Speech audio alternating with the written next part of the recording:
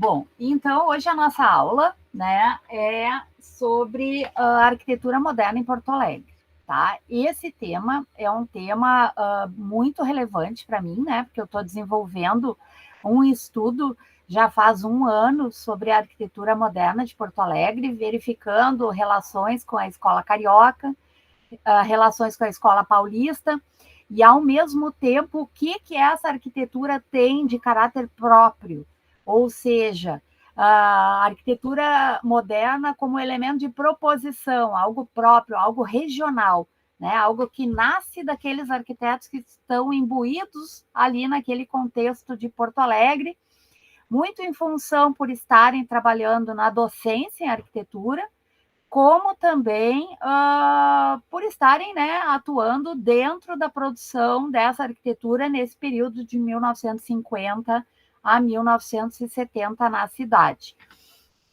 Uma questão importante, que em Porto Alegre a gente tem uma bibliografia que ela é escassa, e ela é muito assistemática. Por que é assistemática? Porque cada livro trata um período específico, tá? A gente não tem um livro que trate da arquitetura moderna em Porto Alegre de forma panorâmica. A outra questão importante é que os livros são do tipo catálogo. O que é catálogo? Ah, em 1950 tem essa obra feita pelo arquiteto tal, e o arquiteto tal, ela se localiza ali, aí joga duas imagens, uma planta baixa e um corte. Deu, não tem análise nenhuma. Tá? Então, as três obras que tem, elas são desse estilo catálogo. Elas não trazem uma relação, elas não estabelecem conexões entre períodos, entre as escolas da arquitetura moderna brasileira. Né? E a gente, enquanto pesquisador, sabe que uma arquitetura ela não nasce do nada. Né? Os precedentes arquitetônicos, eles são muito importantes. Ao mesmo tempo, em Porto Alegre, a gente tem uma influência muito grande da arquitetura platina. Né? Por quê? Porque tinha um convênio muito grande entre os profissionais que estavam em Montevidéu e que estavam em Porto Alegre, professores e alunos, e faziam esse intercâmbio. E isso acabou abrindo espaço para alguns arquitetos uruguaios atuarem na arquitetura moderna de Porto Alegre nesse período. E isso nos mostra, né, a influência desses arquitetos na difusão da arquitetura moderna na cidade. Um dos exemplos mais significativos que a gente tem é o edifício Esplanada, do arquiteto Roman Fresnedo Siri, né, arquiteto uruguaio, e que em 1952 desenvolve esse edifício, e ele também é o arquiteto responsável pelo projeto do Jockey Club na cidade. São dois projetos muito emblemáticos, significativos, premiados, e que estão ali no início dos anos 50, né, auxiliando na difusão e da propagação dos princípios modernos na cidade. Então, 1950 é um período muito importante para a arquitetura moderna gaúcha. Tá? Então, e eu, na minha pesquisa, falo. Dentro da minha pesquisa, eu estou tentando fazer uma periodização. Eu estou analisando de forma panorâmica esse período, de 1950 a 1970, tentando estabelecer as ênfases de cada período, em termos de produção tipológica, em termos de produção de cada arquiteto que está ali naquele contexto da cidade também. E estabelecendo as relações com a arquitetura moderna brasileira, seja escola carioca, seja escola paulista. Então, é um tema de pesquisa, vocês vão ver que a minha abordagem é um pouco diferenciada dos livros, né? Porque os livros já foram feitos há um tempo atrás e nenhum dos livros traz um estudo panorâmico. A única pessoa que está fazendo esse estudo panorâmico sou eu, né? Que pretendo desenvolver um livro panorâmico também depois que eu finalizar esse meu estudo. Então, vamos lá para a nossa aula. Ai, para aí. Deixa eu só... Ué? Deixa eu só marcar aqui. Ai, diacho. Para aí, só um pouquinho. Meu Deus. Para aí. Só um pouquinho que a minha internet tá assim, ó. Uma coisa horrível aqui. Só um minutinho. Exibir. Só um pouquinho. Quem falou? Deixa eu desligar esse WhatsApp, senão fica pique aqui. Sai. Vamos lá, então. Qualquer dúvida, qualquer coisa que vocês quiserem, por favor, né, participem, chamem, façam algum comentário, porque é bom que seja mais interativo, né, porque senão fica um monólogo, só eu falando e eu falo horrores. Então, fica mais dinâmico, né? Tá? Tá certo? Tá mudando aí para vocês a tela? Oi. Sim. Mudou? Sim. Sim, prof. Tá bom. Então, como eu estava falando para vocês antes, tá? Esses são os livros que tratam da arquitetura moderna em Porto Alegre. O primeiro livro que surge é o livro do Günther Weimann. Ele aborda um período de 1930 a 1945. Tá? Então, ele para em 45. O que o Günther faz? Ele vai pegar o início da arquitetura moderna em Porto Alegre. Então, ele tem uma série de obras que são Art Deco, ou proto-modernas, ou o que eles chamam de estilo californiano, que vocês vão ver na aula agora. Tá? Então, esse livro ele tem uma produção proto-moderna, segundo o meu ponto de vista. Tá? Aí nós temos, né? Vou fazer por ordem cronológica, né? Nós temos o grande livro que é a referência, né? Que é a Arquitetura Moderna em Porto Alegre, do Xavier e do Mizoguchi, que ele é de 35 a 85, que ele é um livro que tem um corpo teórico inicial, ele estabelece de forma teórica as relações por década, né? Então, dentro do contexto histórico, ele faz uma contextualização, e é bem importante que vocês leiam essa parte histórica para entender uma série de relações que estavam acontecendo no momento, na década de 40, na década de 50, na década de 60, na década de 70 na cidade, mas também apresenta as obras na forma de catálogo, né? Obra 1, obra 2, obra 3, obra 4, mas não relaciona uma obra com a outra, nem a produção dos arquitetos, né? Não traz uma periodização. O terceiro livro tipo catálogo é o livro do Guia de Arquitetura Moderna em Porto Alegre, que é do Almeida Sven. Ele é de 2010 e ele aborda de 1950 a 73. Aqui ele seleciona algumas obras, nem o critério de seleção das obras ele explica. Por que ele deixa umas de fora, por que ele traz algumas obras que estão na arquitetura moderna em Porto Alegre e que ele não traz nesse guia da arquitetura moderna em Porto Alegre. Quer dizer, com que base foi feita essa seleção dessas obras que estão ali nesse livro? Fica um grande ponto de interrogação. É mais um livro tipo catálogo, só que esse livro tem uma contribuição significativa. Ele chamou um fotógrafo muito bom, né? Então as obras elas estão muito bem fotografadas, com uma qualidade, colorido, né? Então é fácil escanear, trabalhar com esse material. Ao contrário do livro Arquitetura Moderna em Porto Alegre, que o material é preto e branco, numa qualidade assim, ó, inaceitável para um livro, eu acho, tá? Porque assim tu tem que trazer para o Photoshop, tu tem que buscar uma IA para reconstituir aquelas imagens, porque mesmo escaneando fica tudo pixelado, sem definição, assim, é uma coisa horrível.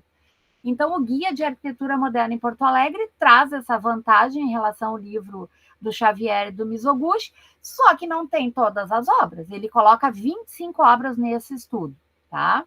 E aí a gente tem o Inventário de Arquitetura Moderna em Porto Alegre, que aborda um período de 45 a 65, e aqui, né, tem o grande pesquisador da URGS, Carlos Eduardo Dias Comas, que foi meu professor na graduação, no mestrado, no doutorado na URGS. Ele é um pesquisador da arquitetura moderna brasileira e o foco dele é a Escola Carioca. E o Hélio Pignon, né, que é uma referência em teoria do projeto moderno, lá da UPC, de Barcelona. O Pignon vem muito à URGS, né, já deu vários seminários sobre arquitetura moderna na URGS, é um pesquisador muito teórico, né, e ele se junta ao Comas para fazer uma análise de algumas obras modernas de Porto Alegre, que eles, segundo a ótica teórica e um viés de pesquisador, inserem no livro. Mas esse livro, ele é um livro tipo catálogo também, ele apresenta a obra, fotografias em preto e branco, mas na parte inicial do livro tem uma parte teórica do Hélio Pignon, onde ele faz uma leitura dessa arquitetura moderna presente na cidade, e depois o professor Comas faz a sua leitura, fazendo uma relação entre a produção moderna que ele acha significativo, né, na cidade. Mas esse livro tem um problema. Esse livro é um livro de R$300. Ele é um livro que é caro. Para mim, eu acho caríssimo, né? Para vocês é caríssimo. Não tem ele em PDF na internet. O do Ginter tu consegue, o Arquitetura Moderna em Porto Alegre tu consegue, o Guia de Arquitetura Moderna em Porto Alegre do 2010, ali, o coloridinho, tu consegue a maior parte das páginas no Google Books, mas esse inventário vai ter lá na URGS, ele tá para vender online, ele é R$300 e ele é muito caro, né? E ele não traz o contexto todo panorâmico. E aí também, por que ele começa em 45 e acaba em 65, sendo que de 65 a 70 tem uma produção muito significativa voltada à escola paulista? Porque o professor Comas, ele é um pesquisador da escola carioca. Em 65 foi mais ou menos o final, né? Digamos assim, a morte da escola carioca. Então, ele para ali, ele não aborda até a década de 70, porque ele está fazendo essa analogia com a produção carioca, né, no livro, tá? Esses são os 4 livros panorâmicos. Aí, agora, 2022, a gente tem um livro muito interessante, que foi lançado pelo professor Sérgio Marques, o César Vieira e a Eneida Stroer, que é uma pesquisadora que eu gosto muito dos textos dela, das análises arquitetônicas. Esse livro foi lançado em 2022, mas ele é um livro monográfico sobre algumas obras do arquiteto Emil Beretti, que é um arquiteto moderno, se formou na URGS, também participou de projetos e da difusão da arquitetura moderna na cidade, fazendo a sua contribuição com muita qualidade, porque as obras do Beretti têm uma qualidade formal, funcional e compositiva excepcional, né? Esse é um livro bem acessível, né? Depois, se vocês se interessarem, tem o contato da filha dele, que faz a venda do livro direto, assim. E é um livro muito bonito, com excelentes fotografias. O professor César Vieira, ele é fotógrafo, é professor da URGS, então as fotografias são todas dele, são preto e branco, mas tem muita qualidade, né? E sempre aquele ponto de vista da fotografia segundo o arquiteto, né? De maneira a valorizar a obra, a percepção das fachadas, da empena. Então, é um olhar bem sensível sobre o registro da obra do Emil Beretti, que eu recomendo. Aí a gente tem outro livro, né, do professor Sérgio Marques, que é a revisão do movimento moderno, né? O Marques fez o mestrado dele, né? E esse livro é o produto do mestrado, onde ele fala sobre esse período confuso que começa na década de 70 e vai até a década de 80, onde o movimento moderno passa por uma série de críticas e revisões.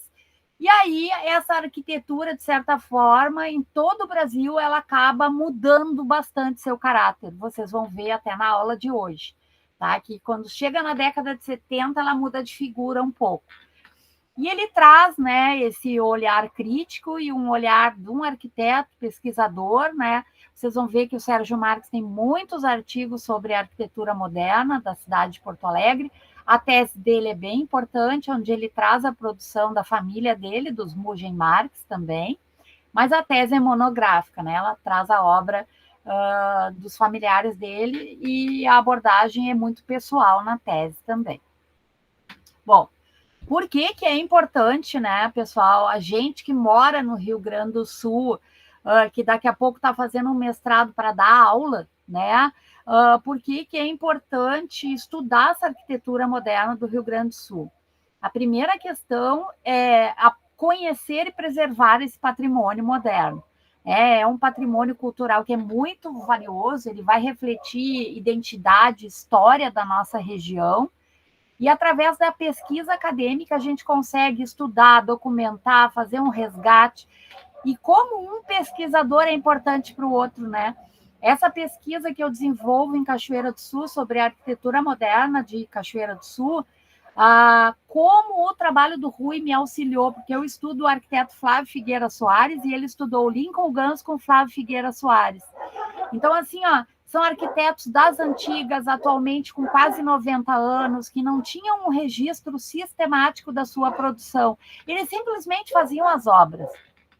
E o que acontece no Rio Grande do Sul, nas prefeituras, na década de 50 a 70, não tinha informática. Então, ainda eram aqueles projetos em papel manteiga, em papel vegetal, aquilo ficava em caixas, aquilo mofou, aquilo rasgou. Por exemplo, a Prefeitura de Cachoeira teve uma inundação, desabou o telhado, bem no acervo que ficava esse patrimônio de 50, 70, eles perderam tudo. Então, a minha pesquisa está fazendo levantamento, está fazendo o redesenho digital dessas obras, né? Então, a partir do momento que tu tem um redesenho digital, tu tem a preservação desse patrimônio. E também, quando tu redesenha, tu tem uma compreensão mais histórica dessa produção, tu consegue relacionar obras, tu consegue analisar precedentes, tu consegue fazer analogias, e isso é muito importante dentro da pesquisa.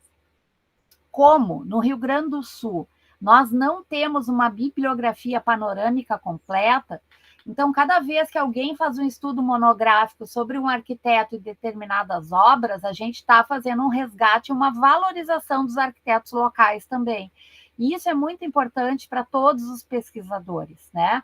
Porque cada trabalho contribui de uma maneira significativa para outra pesquisa, e isso é uma rede. Né? Tem uma questão de inspiração e aprendizado, somos arquitetos, somos gaúchos, por que não conhecer a nossa arquitetura, valorizar, passar esse conhecimento adiante e contribuir para a valorização e desenvolvimento da disciplina arquitetônica dentro da arquitetura moderna e da questão do patrimônio moderno também, tá? Bom, na aula passada a gente viu questões relacionadas ao Le Corbusier, a influência do Le Corbusier na escola carioca e na escola paulista, tá? E não vai ser diferente em Porto Alegre. Rio de Janeiro e São Paulo são os dois grandes centros irradiadores de arquitetura. Os outros centros vão se inspirar em São Paulo e no Rio de Janeiro e vão buscar fazer uma produção que se assemelhe à produção que estão fazendo nesses centros irradiadores. Então, dessa maneira, o Le Corbusier acaba sendo uma influência muito importante, tá? Em Porto Alegre, então, se vocês olharem o livro do Günther Weimann, vocês vão ver que nos anos 30 surgem os primeiros exemplares do que ele chama, né, de estilo californiano ou proto-moderno, né? E aí, sim, ao longo dos anos 50, esse estilo ele vai se difundindo na cidade e é justamente em 1950 que se detectam na cidade os primeiros projetos modernos identificados, né, com as vanguardas europeias e a influência do Le Corbusier e da escola carioca, tá?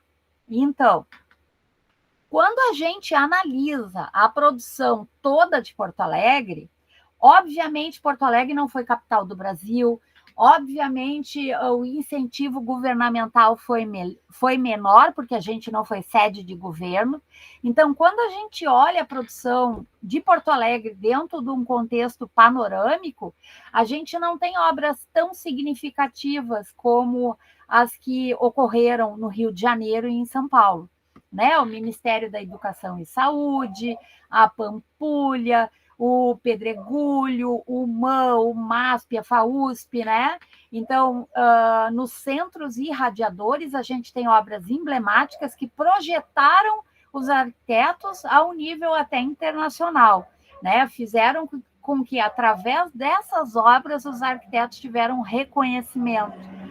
Por isso que é tão importante a pesquisa no Rio Grande do Sul, porque a gente tem dentro da historiografia vários arquitetos que não tiveram o reconhecimento necessário, que ainda estão ocultos, ainda são desconhecidos. E o nosso trabalho enquanto pesquisadores é bem importante nesse sentido, de fazer esse resgate, de fazer essa produção chegar aos outros pesquisadores e aos outros estudiosos da arquitetura moderna. Bom, Dentro da Escola Carioca, o Ministério da Educação e Saúde é a obra ícone, é a obra que projeta o Brasil num cenário internacional. Então, nesse sentido, vocês vão conseguir ver muito do Ministério da Educação na produção de Porto Alegre. Pilotis, mas não só pilotis, pessoal, pilotis monumentais, com pé direito duplo, né? Isso vai aparecer em obras emblemáticas, pilotis colossais também, a questão do tratamento das fachadas norte, oeste e noroeste com essa grelha de proteção que surge na Escola Carioca, ela se espelha no Rio Grande do Sul. Ao mesmo tempo, o ático da cobertura, com esses volumes curvos, né, com essa plasticidade na resolução de questões técnicas e funcionais do edifício. Isso vai comparecer no Rio Grande do Sul. A definição do partido, quanto às bases, a gente tem bases recessivas, tem bases expansivas, tem bases que são porosas, né? Tem essa... Aqui, ó, essa imagem ela é muito significativa, porque isso vai acontecer muito, esse pilotis que sinaliza a entrada, e aí essa entrada é lateral, e isso aqui se chama uma composição clássica carioca, que é o vazio entre dois sólidos, né? Que isso vai marcar o acesso. Isso é muito falado pelo professor e pesquisador Carlos Eduardo Dias Comas, essa composição. Bom, e aí a gente tem uma coisa muito inusitada em Porto Alegre também, que é importante falar para vocês. A cidade, naquele momento, ela estava dominada... a palavra dominada é horrível, mas eu não tenho como falar isso.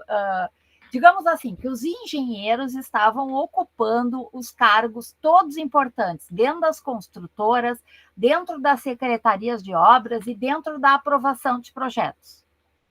E aí aconteceu que na década de 40, né, arquitetos da Escola Carioca foram convidados para conceber alguns projetos para a capital aqui do Rio Grande do Sul, para Porto Alegre.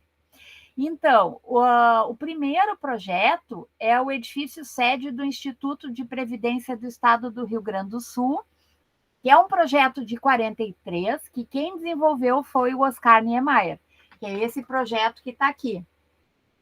Tá? O que acontece, pessoal? Esse projeto não saiu do papel, porque ele não foi aprovado.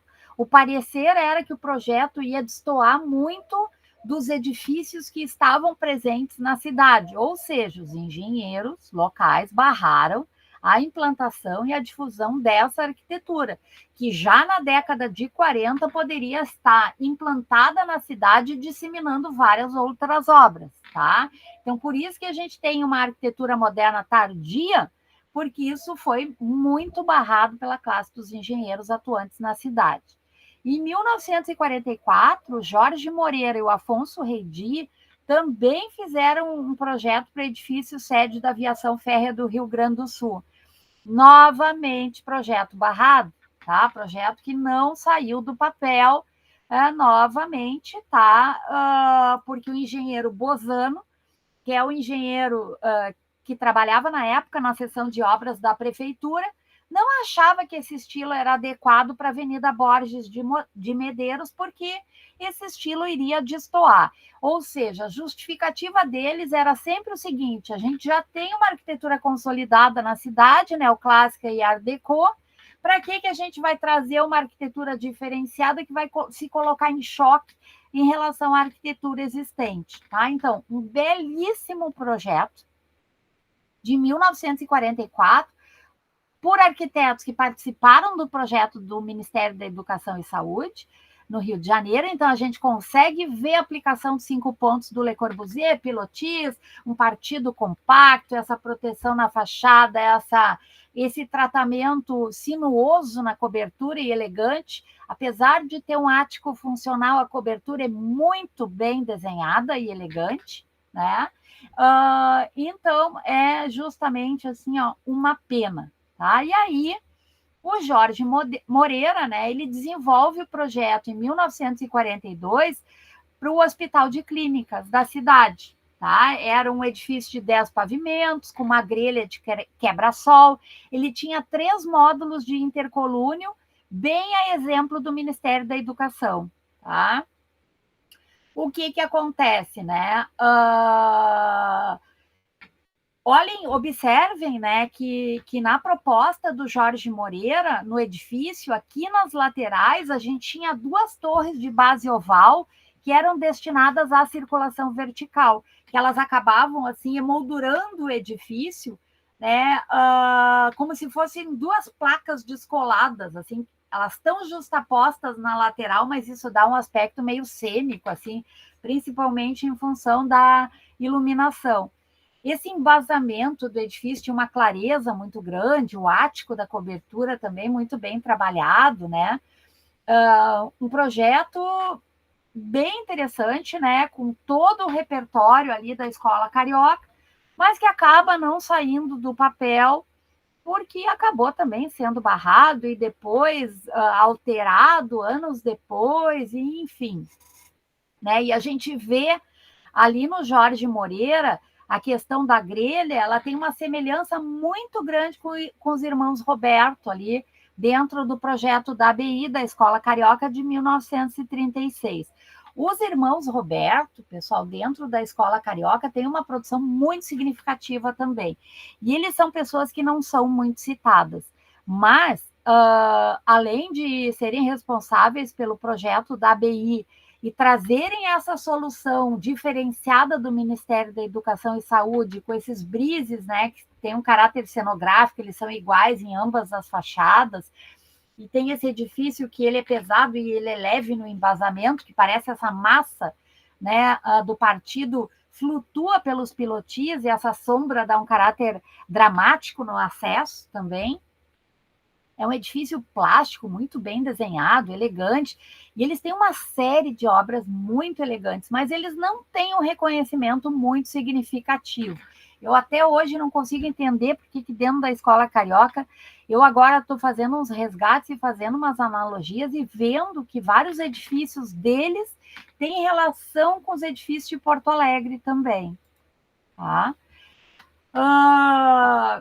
E aí, quando eu analisei, né, o Hospital de Clínicas, o projeto de 42 do Jorge Machado Moreira, eu acabei analisando o edifício do Instituto de Resseguros do Brasil, que ele é de 41, né, o projeto é de 41, o hospital é de 42, e eu comecei a analisar o embasamento do Instituto de Resseguros e o embasamento do hospital.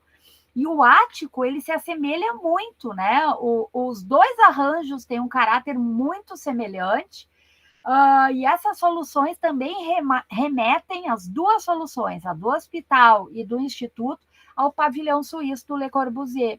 Então, a gente consegue ver na arquitetura proposta em projeto para a década de 40 em Porto Alegre, que se esses edifícios eles fossem implantados na cidade, a gente não teria um desenvolvimento tardio da arquitetura moderna como a gente teve, só na década de 50.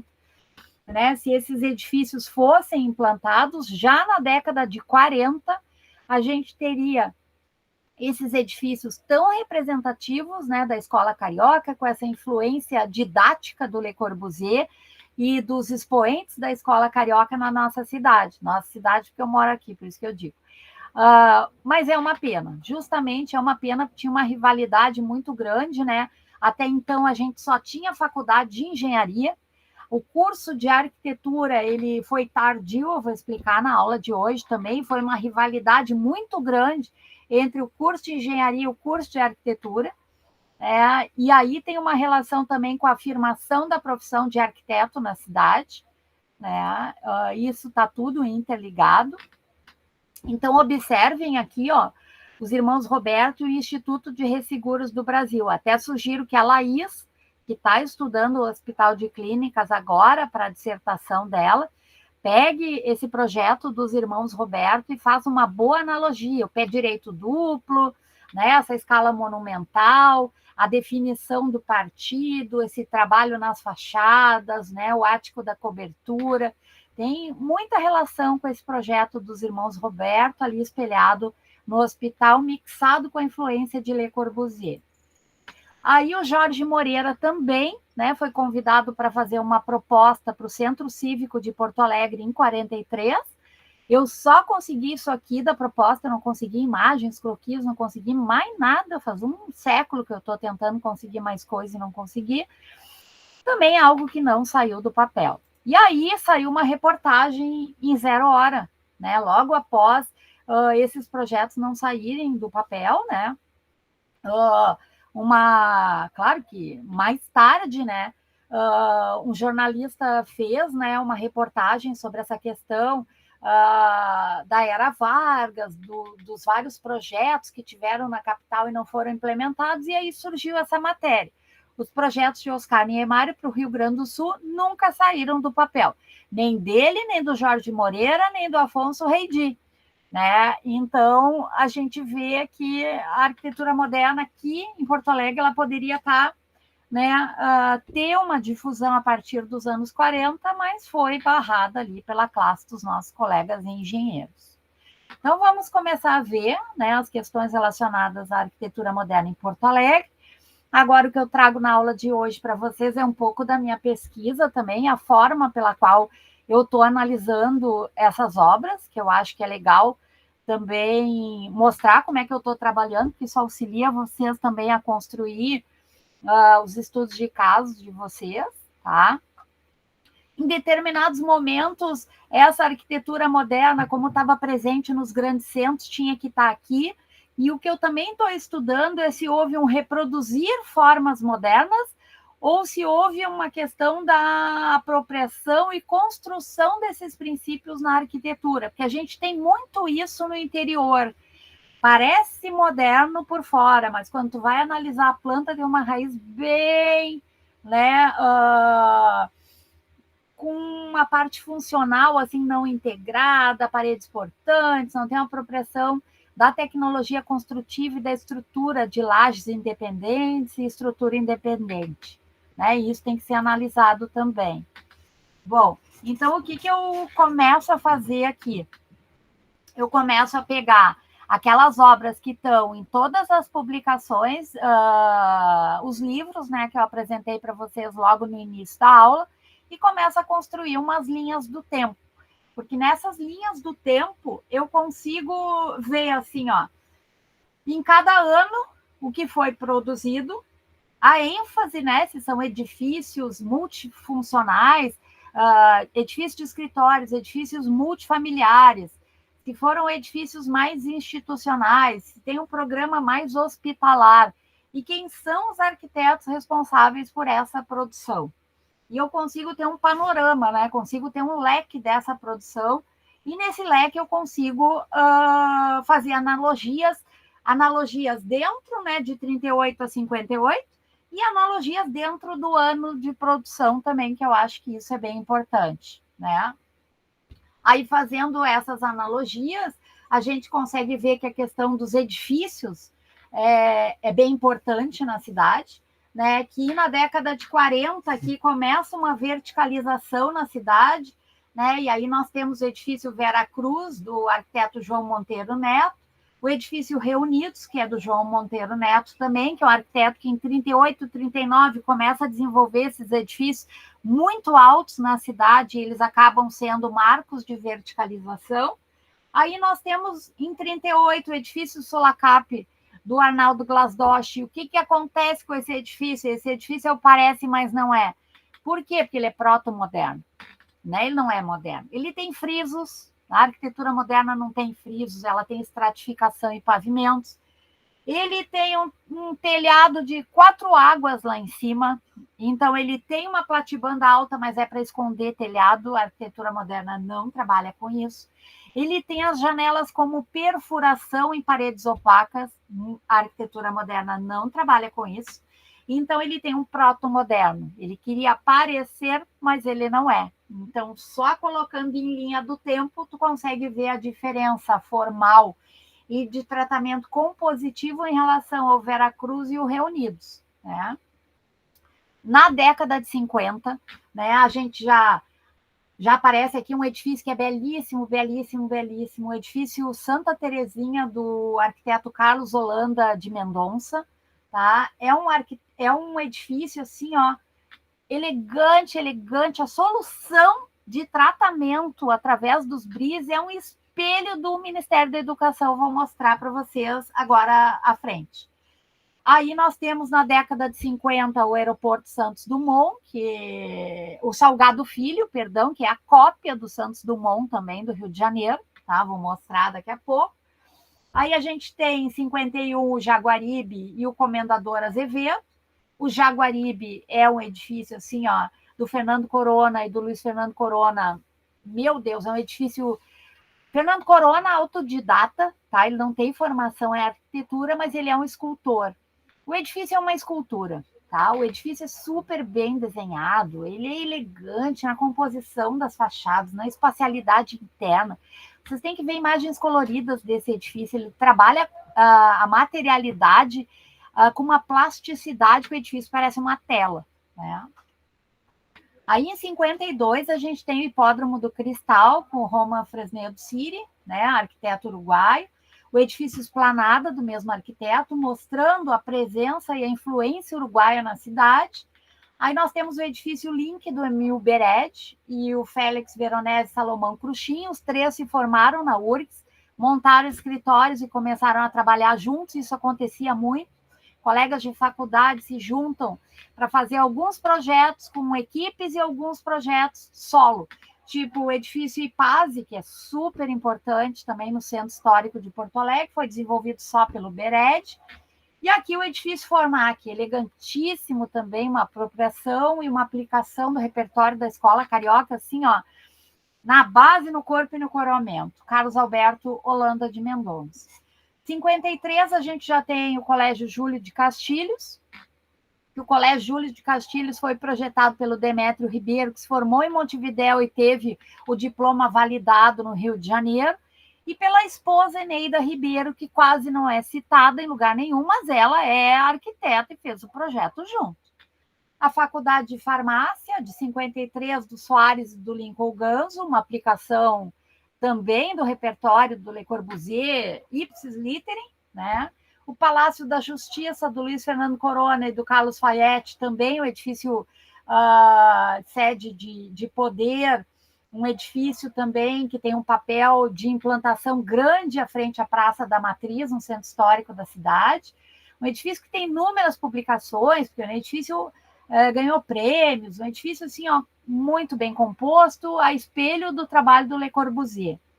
O edifício Tannhauser, do Emil Beretti, um edifício também com solução de fachada que espelha muito o tratamento carioca. O ginásio do Grêmio União, do Ícaro Mello, e a gente tem programas especiais, né, os ginásios esportivos, aparecem muito dentro da arquitetura moderna também. 54, o Hospital Fêmea, do Irineu Breitmann, o edifício Armênia, do Ari Canarim, o Santa Cruz, do Carlos Mendonça, que é um edifício escalonado, né? E o Redenção, do Emil Beretti. Aí, em 56, o edifício Consórcio, Tribunal de Contas. 57, o Paglioli. O edifício da Carrias, do Moacir Marques Rodolfo Matti. Em 58, o Palácio Farroupilha, o Hospital de Clínicas da URGS, o edifício Rio Grande do Sul do Beretti, o Centro Evangélico de Porto Alegre, do Fayette, da Suzy Fayette.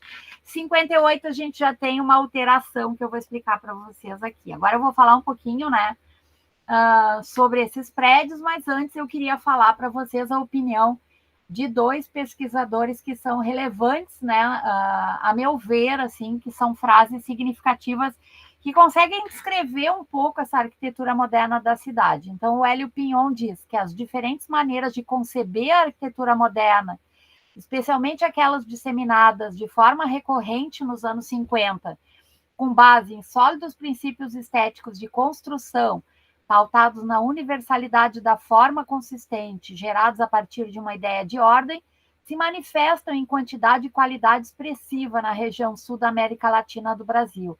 Então, Hélio Pinhon reconhece, né, no Rio Grande do Sul, obras modernas de qualidade superior. Elogia o arranjo formal, a questão construtiva como um elemento que organiza o partido e define o projeto interna e externamente, e que tem uma leitura didática desses projetos, é isso que ele diz. Já o Sérgio Moacir Marques ele diz que no sul do Brasil a concepção arquitetônica é marcada pelo racionalismo tectônico, ou seja, a questão construtiva é bem importante. O sistema estrutural e o processo construtivo são indissociados da lógica de projeto e organização espacial. No Rio Grande do Sul, a questão da estrutura é muito didática, né? Porque a estrutura ela é explícita ou implícita, mas ela sempre define o partido e a lógica interna dos projetos. Isso vocês vão conseguir ver analisando os projetos. E que essa abordagem da estrutura ela é combinada com princípios de economia de meios, isso vocês vão ver muito também, do menos é mais, e sempre o programa arquitetônico que está sendo desenvolvido vai personalizar e caracterizar as obras. Isso é fato em todos os projetos que eu estou analisando. Vamos ver agora, então, um pouquinho de como é que surge essa arquitetura moderna aqui em Porto Alegre. Bom, os primeiros sinais da modernidade se dão na década de 30. Se vocês pegarem o Günther Weimann, né, vocês vão ver esse tipo de obra residencial. Vocês também vão se lembrar da aula passada, quando eu iniciei a aula falando sobre o Art Deco e falei do proto-modernismo. Tá? E falei que quando eu desse a aula de Porto Alegre, vocês iam fazer analogias. Então, essas casas que surgem na década de 30 em Porto Alegre, aqui tem um loteamento, que é o loteamento do bairro Ipanema, é bem perto de onde eu moro. Nesse loteamento foi meio que um laboratório de experiências modernas da década de 30. Vários arquitetos desenvolveram projetos residenciais ali para pessoas da sociedade que tinham poder econômico, mas também tinham uma mente mais aberta, né? Não estavam tão contaminados no espírito da engenharia. Então, o Oswald Koufal, ele foi o idealizador desse bairro Ipanema, na zona sul de Porto Alegre. Ele nasceu em Pelotas, se formou em engenharia civil em 22 e em 31, né, ele fez uma sociedade com os irmãos Agrifoli.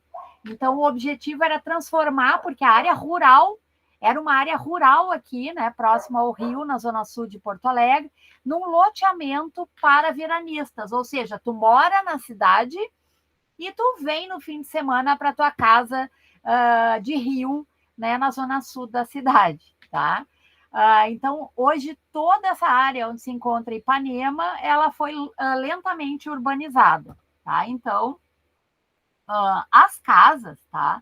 Essa foi uma das primeiras casas, que foi a Casa Manglio Agrifoli, Ipanema, projeto do arquiteto João Monteiro Neto. Essa é uma perspectiva do projeto. A parte interna, vocês vão ver que na década de 30 a gente tinha restrições construtivas.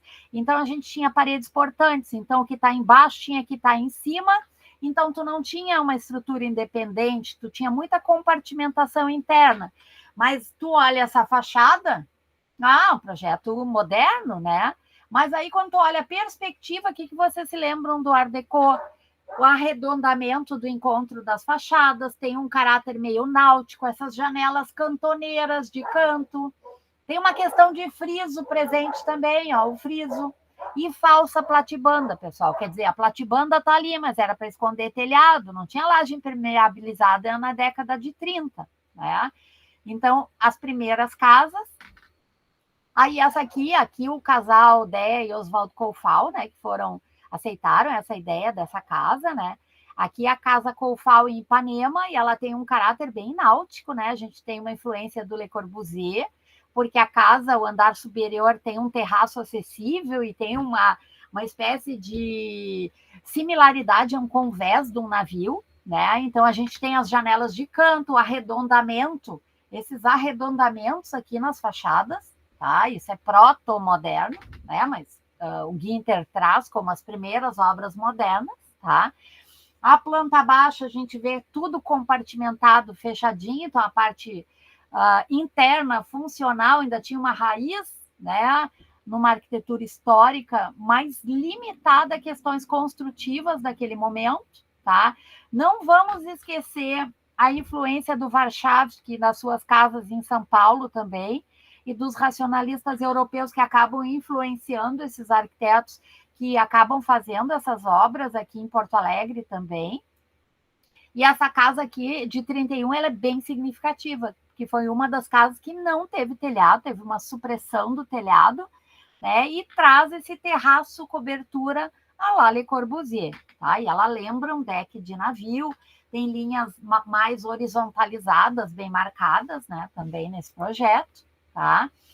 Não esqueçam do Gregory Warshawski, que eu expliquei para vocês na aula passada. Ele é um pioneiro da arquitetura moderna do Brasil. Ele é citado por alguns como proto-moderno, outros como as primeiras casas modernas surgem, né, através da figura do Warshawski. Tá? Então, e não esqueçam de relacionar sempre as obras do Warshawski, porque ele não traz esse arredondamento, mas ele traz as janelas de canto, ele traz essa resolução da cobertura mais alta para esconder telhado, porque também tinha problema construtivo lá em 27, 28, aqui em Porto Alegre a gente está 31, então o precedente lógico é ele para essas obras de Porto Alegre, tá? Ai, passei rápido. E as plantas são similares. Tu pegar as plantas do Warshawski e tu pegar as plantas das casas de Porto Alegre, é a mesma lógica. Compartimentação completa dos setores funcionais, não tinha uma integração entre sala e cozinha, entre jantar e estar, era tudo compartimentado, tá? Mas o estilo das casas, né, essa aparência moderna que ele traz, essa mudança, né, do partido compacto, da leitura volumétrica, das soluções de janela. Ele não consegue fazer uma janela em fita, mas nessa janela aqui ele insinua a fita, né? Tem essas subtrações que são pontuais, mas que são escultóricas no volume também, né? E isso já tem um avanço. Né? Então, essas obras em Porto Alegre, elas foram edificadas pela construtora Barcelos. O arquiteto responsável é o João Monteiro Neto, um arquiteto responsável por inúmeras obras na década de 30 e 40 em Porto Alegre. Então, as casas João Antônio Carvalho de Monteiro, a Oswald Cofal e a Otávio Souza são as primeiras casas modernas na cidade de Porto Alegre, e as três têm essas questões similares de janela de canto, e alguns frisos, e ensinam uma linguagem náutica nesse arredondamento, né, parecendo como se diz, o casco do navio, assim, mas essencialmente limitadas, né? Uma tentativa de fita que não se efetiva por completo pelas questões estruturais da parede portante, tá? Então, o que elas tinham? Alvenarias de tijolos, janelas cantoneiras, a revelação de planos, né? A supressão dos telhados, a Deacofal tem o terraço cobertura, tem um realce da horizontalidade, tinha uma composição assimétrica, e isso é bem importante. Por quê? No período clássico eu tinha assimetria, e a arquitetura moderna ela traz a assimetria. Então, olhem essa casa aqui que parece um navio, né? As janelas não são iguais, né? Eu tenho um equilíbrio assimétrico nas fachadas, né? Eu posso ter um rebatimento, mas eu dou um jeito de quebrar de alguma maneira. Seja dimensão, ou seja janela dobrando, uma dobra, a outra não dobra, né? Então, essas questões estavam presentes na arquitetura moderna de Porto Alegre ali nos anos 30. Muito na figura de unidades habitacionais unifamiliares nesse loteamento em Ipanema. Aí agora a verticalização começa a se acentuar no final dos anos 30, início dos anos 40. O arquiteto Fernando Corona, ele desenvolve esse edifício, que é o edifício Guaspari, que é um edifício bem emblemático na cidade, fica no centro histórico, na esquina. O que ele faz? Se tu olhar as casas, ele é muito parecido. Ele vem com arredondamento de esquina, ele vem com a questão dos frisos, né? Ele tem essa marcação horizontalizada, mas aí ele é interrompido pela prumada de circulações verticais. Tu tem um jogo de opacidade e transparência, né? Tu vê que tu não consegue fazer a fita, mas ele insinua a fita. Olha os pilares, né? Os pilares estão ali mostrando que eu ainda tenho uma prisão com relação à estrutura, né, nesse período aí de 36, que é a data desse projeto. Esse projeto é um edifício bem emblemático na cidade, tá? E ele é reconhecido como um dos primeiros símbolos da modernidade de Porto Alegre, um edifício tombado pelo patrimônio histórico e cultural. O Fernando Corona, ele chega em Porto Alegre em 1912, ele se estabelece na cidade e ele contribui muito para a difusão da arquitetura moderna através da sua vasta produção. Tá? Claro que ele tem algumas questões, né? Mas o edifício ele tenta subverter essa lógica clássica, né? Então, ele tem limitações construtivas, mas ele faz de tudo, né? Para trazer esse caráter da modernidade à cidade no edifício comercial de esquina. Então, ele tem essa base comercial, que era uma inovação para a época também. Os pilares do edifício são de base circular, né, são propostos para dar essa espacialidade a essa loja do térreo. Tá? Claro que ele tenta fazer essa marcação horizontalizada que é interrompida pela estrutura, então o edifício tem uma ambiguidade em termos de horizontalidade e verticalidade, tu fica nesse jogo, né, dessa forma. Né? Fale. E a base dele era comercial, térreo, e a parte superior era residencial? Pois é, boa pergunta agora. Logo no início, em Porto Alegre, a gente tinha muito essa lógica de morar em cima e o térreo residencial na década de 30. Logo depois, bem tardiamente, lá pelos anos 50, esses edifícios que foram projetados para serem residenciais sofreram alterações para que pudessem ser de escritórios, né? E para que profissionais liberais tivessem consultórios médicos, dentistas, escritórios, advogados, ou começaram a ocupar esses espaços no centro. Sim. Isso é uma coisa que aconteceu. Eu não lembro se falou no texto, mas ele foi demolido, eu acho, né? Não, o edifício está lá ainda, ele sofreu uma grande reforma, esse edifício tu falou que ele foi tombado, verdade. Ele foi tombado. Não, tombado pelo patrimônio, não. Ele foi tombado pelo patrimônio. Sim. Observem esse edifício. Vocês estão conseguindo ver meu mouse? Sim. Tá, esse edifício aqui, do lado do Guaspari, bem próximo, na outra quadra, é o Sulacap, que eu apresentei na minha linha do tempo. Esse edifício aqui, ó. Esse edifício aqui, ó, do Arnaldo Glasdosch, de 38. É um edifício que tem um torreão na cobertura. Olha lá o telhado de 4 águas na cobertura.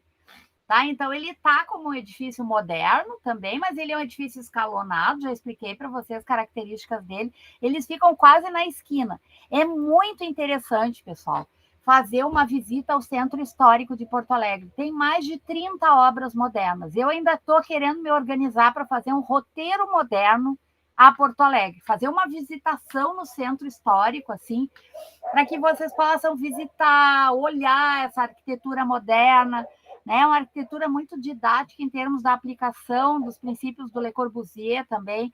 Seria um passeio assim, muito interessante para se fazer.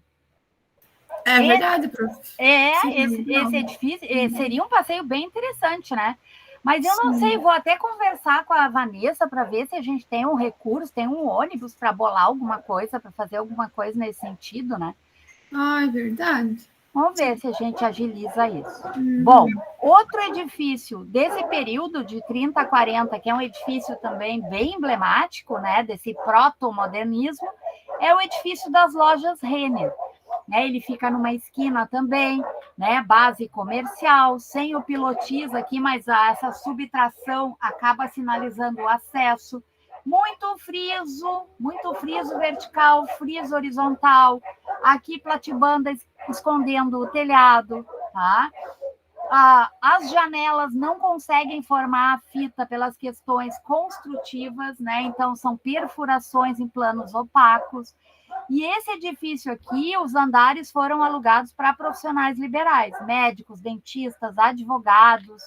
Tá? Esse edifício ele pegou fogo, pessoal. Não sei se vocês se lembram, né? Foi um grande incêndio que teve em Porto Alegre.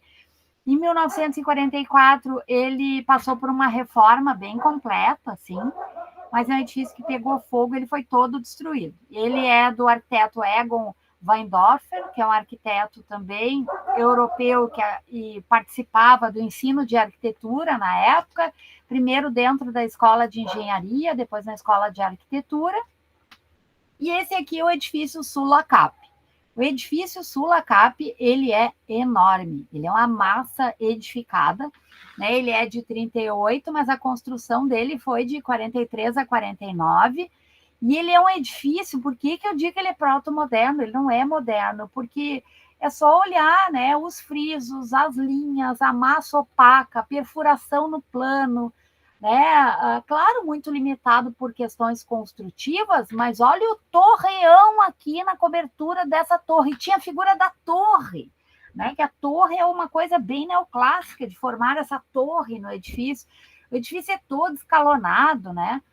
Bom, enfim, ele está lá, ele está presente no livro do Günther, ele apresenta como um edifício moderno, mas ele tem, né, várias características que colocam ele numa classificação meio dúbia, assim, a meu ver. Tá? Aqui, sim, edifício Vera Cruz, o arquiteto João Monteiro Neto. Pode falar. Não, prof, agora que a senhora comentou desses edifícios proto-modernos, não sei se a senhora lembra que eu tinha lhe mostrado um aqui em São Francisco, na cidade da minha mãe. Sim. E a senhora conversando sobre esses elementos, eu consegui identificar que ele é muito semelhante a esses outros que a senhora estava mostrando. Porque, até olha, os elementos. Os elementos, né? A composição, né? Esse jogo de vertical e horizontal junto é uma briga com a estrutura. Tu quer esconder as vigas e aí tem os pilares, tu precisa do pilar, tu não pode, os vãos são pequenos, tu não tem grandes vãos. Que a senhora comentou da função do térreo ser comercial, ele também, o térreo dele era comercial, bem semelhante, assim, ó. A gente vai muito bom, porque a gente vai reconhecendo também as obras aqui da nossa realidade, né? Sim, isso é bem importante. Isso é muito importante fazer essa analogia, né? E tem que ter um senso crítico. Claro que quando o livro do Günther Weimann foi publicado, ele foi um dos primeiros livros, é o primeiro livro de arquitetura moderna em Porto Alegre. Então, quando ele pega essa década de 30 a 40 para analisar, esses edifícios, claro que eles se diferenciam dos edifícios clássicos, mas eles têm muitos elementos clássicos, então eu não consigo inserir eles numa modernidade completa, eles estão numa categoria anterior, ele é um proto-moderno, ele está tentando, mas não consegue ser completamente, né?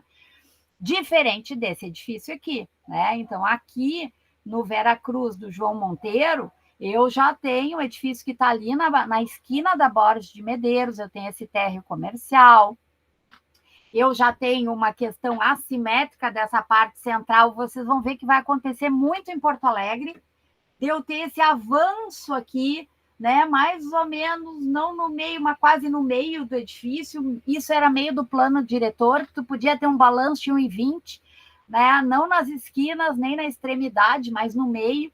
Então, o plano diretor, ele conduz, ele direciona muito a arquitetura que é produzida no período também.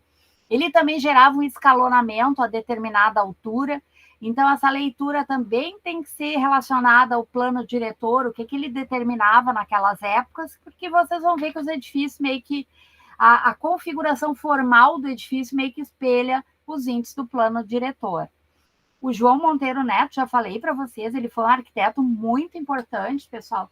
Ele tem, assim, ó, uma enormidade de projetos, tá? Ele acaba falecendo muito precocemente, tá? Ele falece muito cedo e ele deixa uma produção muito significativa dentro da cidade de Porto Alegre, tanto de casas quanto de edifícios.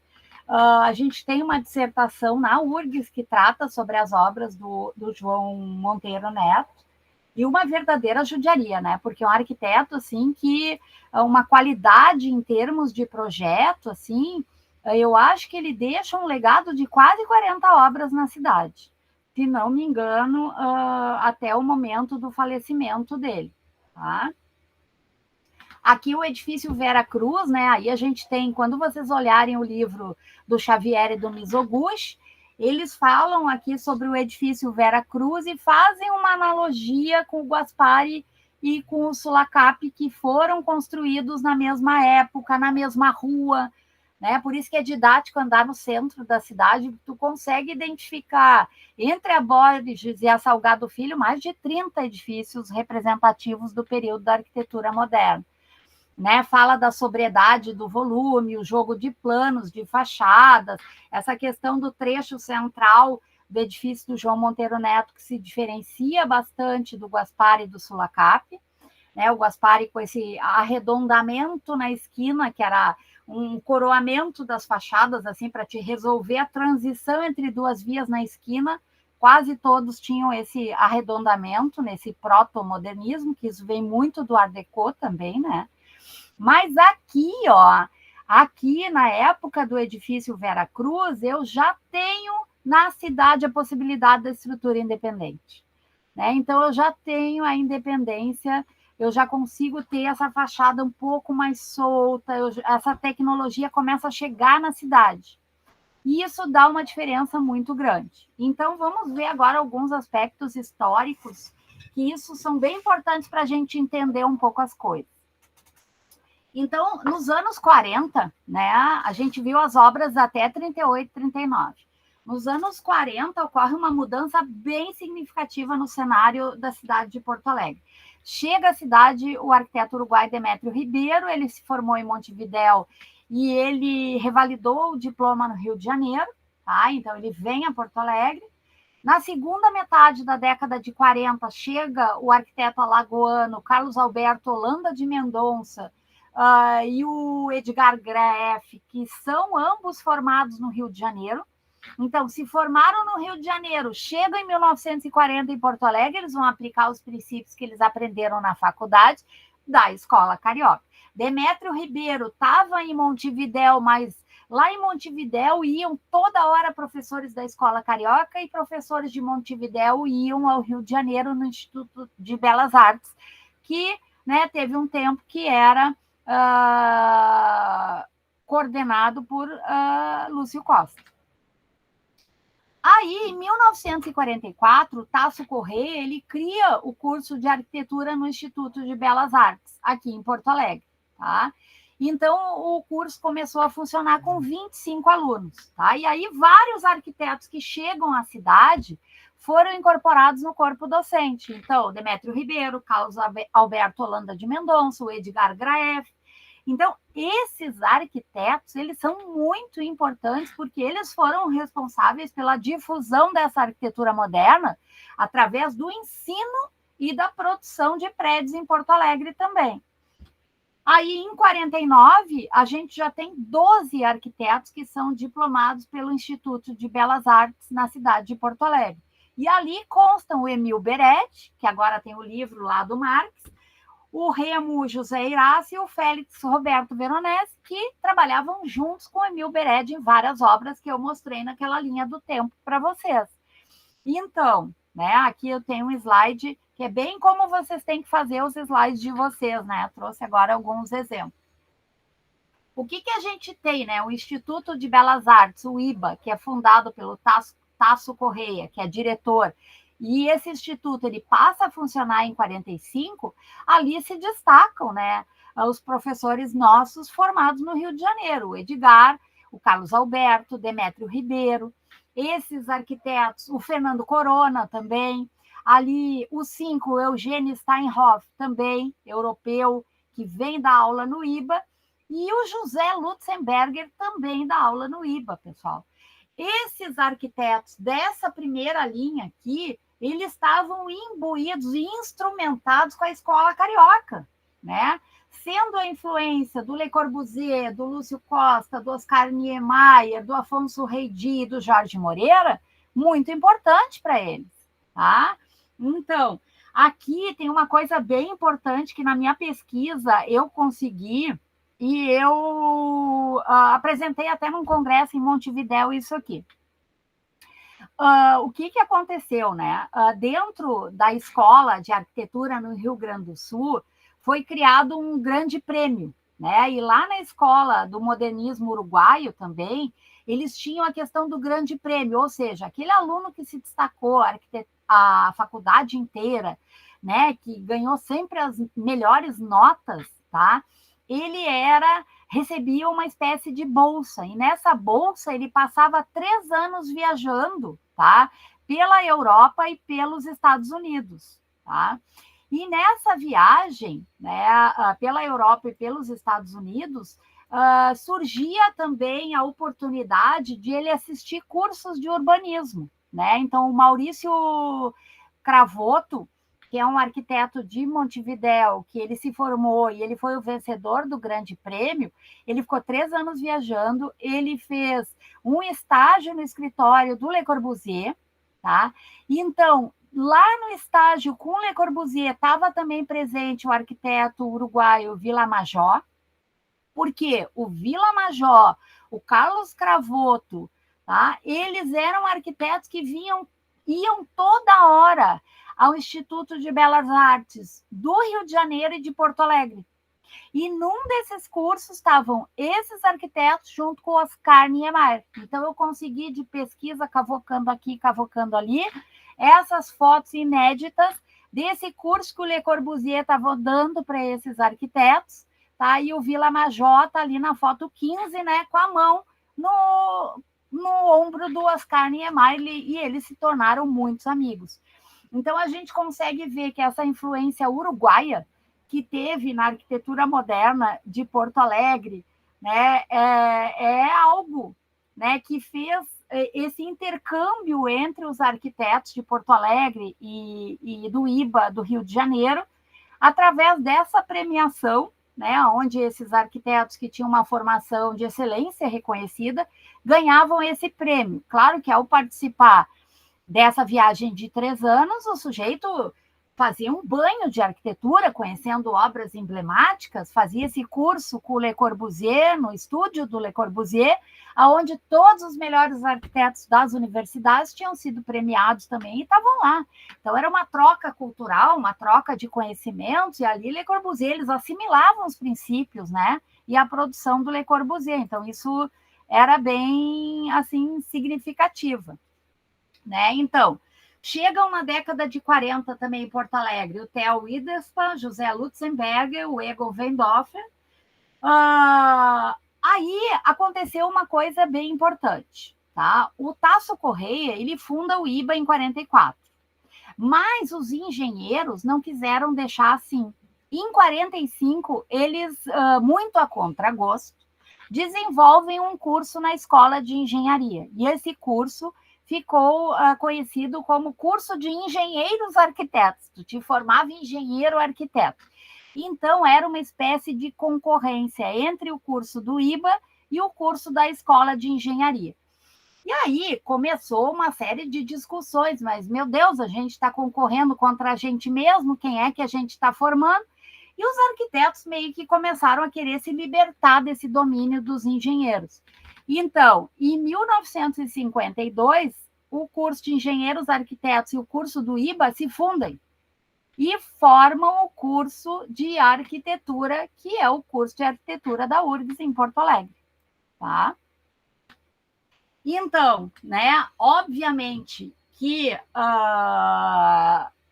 essa mistura de referências e condicionantes, né, muito imbuídos nesse espírito da produção desses arquitetos que vieram para cá, né, geral, o Edifício Esplanada, o Jockey Club e o Demétrio Ribeiro, o Colégio Júlio de Castilhos, são arquitetos que já no início da década de 50 projetam essas obras e acabam difundindo os princípios dessa arquitetura moderna, né? Então, por exemplo, a Larissa, né, que é mestranda aí do programa, ela estuda justamente isso, estuda essa influência, né, da arquitetura moderna uruguaia na arquitetura moderna de Porto Alegre, porque é uma influência que aconteceu. Depois desse edifício Esplanada, a gente vê vários edifícios com solução em grelha também, mas o edifício Esplanada é uma aplicação didática dos 5 pontos do Le Corbusier, porque ele tem o pilotis monumental, ele tem essa grelha, ele parece uma unidade de habitação de Marseille, né? Ele tem essa cobertura com esses volumes sinuosos, muito bem resolvidos. Ele, ao mesmo tempo que ele ocupa quase um quarteirão, ele é leve, ele é plástico, ele é elegante, né? Então, eu acho que os uruguaios, eles tinham uma elegância muito grande. O Colégio Júlio de Castilhos também É um colégio que está na frente de uma praça, ele tem uma organização em 2 barras, unido por um eixo central que conecta as 2 barras e finaliza num auditório. Então, é uma solução plástica também, que tem muito da solução da escola carioca ali também. Tem uma plasticidade na composição da estrutura, no projeto, assim como o Jockey Club também, né?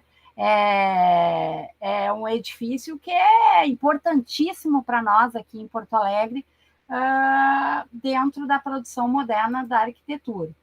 Bom, mas aí o que acontece, né? No final da década de 40, né, em Porto Alegre, a gente vê, né, que as bases corbusianas acabam se alterando um pouco, né? Le Corbusier passava por seus momentos de transição, a tecnologia do concreto armado na Europa, ele conseguia resolver a questão de inércia, a questão de proteção solar, ele estava atuando em outros países naquele momento, com um clima diferenciado. A arquitetura moderna brasileira ela é projetada num cenário internacional através da exposição do livro Brasil Builds, do MoMA.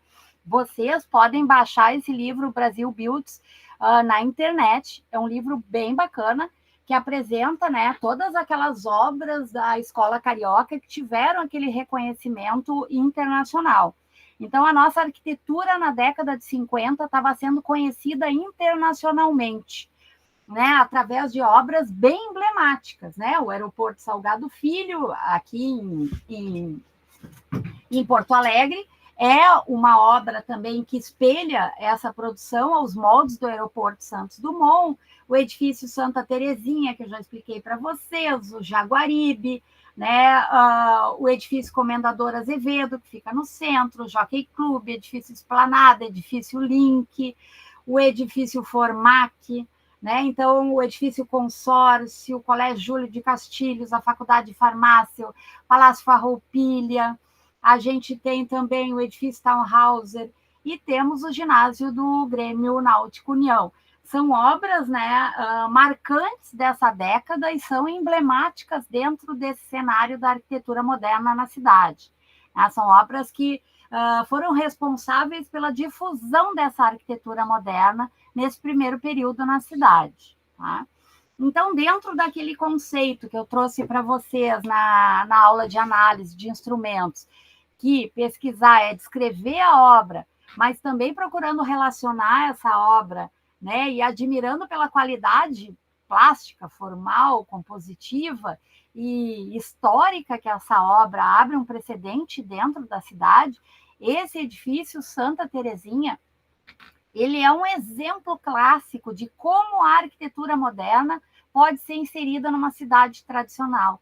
Observem a imagem, pessoal. Ele se coloca justaposto a 2 edifícios existentes, né? Olhem essa grelha de solução de fachada, o que ela remete a vocês? Base recessiva, pilotis, né? Então, quando a gente olha esse edifício, o grande precedente carioca é, né, o Ministério da Educação e Saúde, não tem dúvidas. Então, o Carlos Alberto Holanda de Mendonça estudou no IBA do Rio de Janeiro, vem a Porto Alegre na década de 40 e começa a fazer a sua produção que espelha os princípios que ele aprendeu na faculdade. Tá? Aí, uma outra obra dele, bem emblemática também, é uma casa, ficou por cima? É a casa Casado Azevedo, tá? É uma casa, e essa casa, ela tem essa solução aqui de tratamento do brise que espelha a obra do berço do Niemeyer. Se vocês olharem a casa Casado de Azevedo, ela está aqui um pedaço, depois eu arrumo no slide, é a obra do berço do Oscar Niemeyer. Então, é um arquiteto que se formou na Escola Carioca, vem para Porto Alegre e essa produção ela vai espelhar, né, os exemplos emblemáticos que ele aprendeu durante a faculdade. Aqui está a casa, vocês conseguem ver direitinho. Então, essa casa, né, é uma casa aqui de 1950. Olhem o contexto onde ela se insere. Olha a casa da direita e olha a casa da esquerda.